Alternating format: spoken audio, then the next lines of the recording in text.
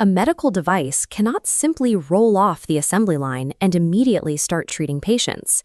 It has to apply for the job. It has to prove its worth through a documented, lifelong career journey. This journey starts with a foundational document called the Clinical Evaluation Plan, or CEP. Think of it as the device's strategic career plan.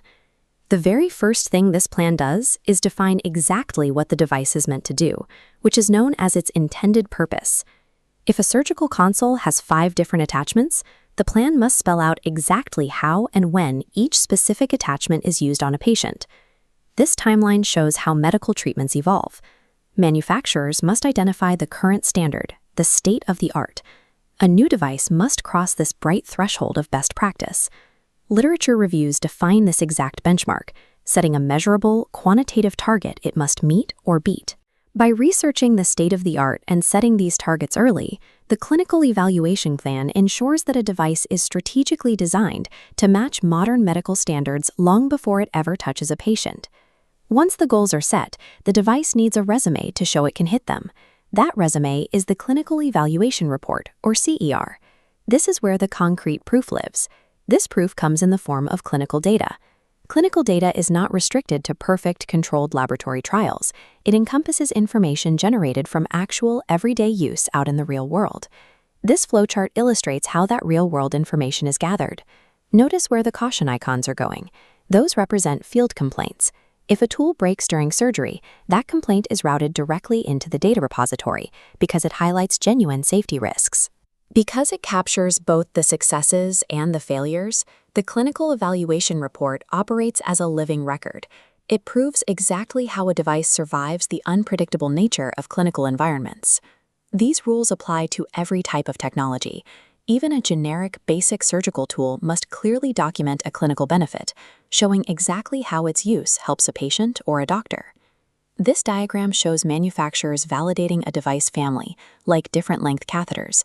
They must justify why safety data from one variant proves equivalence for the group. Older legacy devices face the same standard, continually justifying historical data to remain on the market. Software is treated with the same rigor. A medical app or algorithm cannot claim it will last forever. Its lifespan has to be calculated using hard statistics, factoring in things like crash risks and cybersecurity vulnerabilities.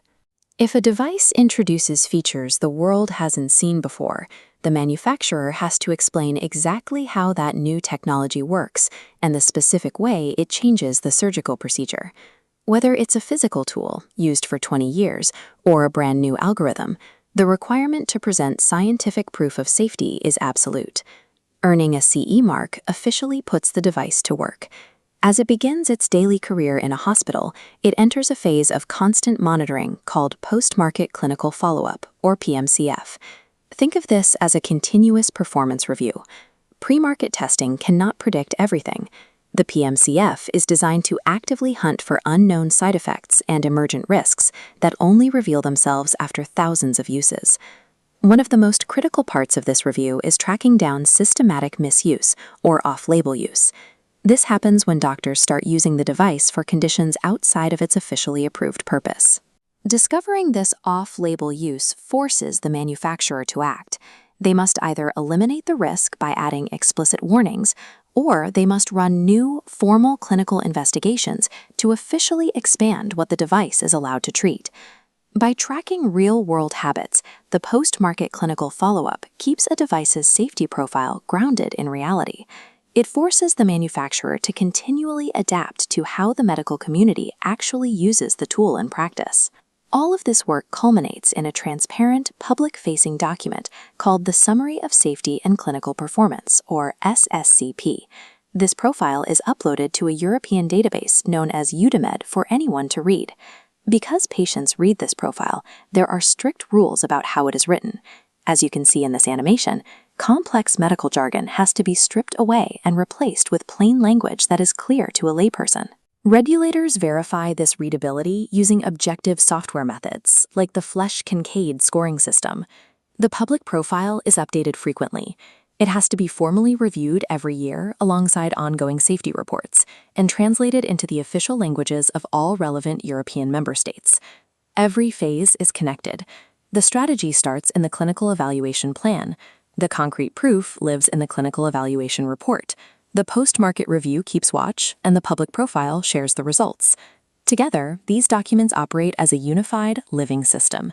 This regulatory lifecycle creates a continuous loop of accountability, ensuring that patients are protected at every single stage of a medical device's existence.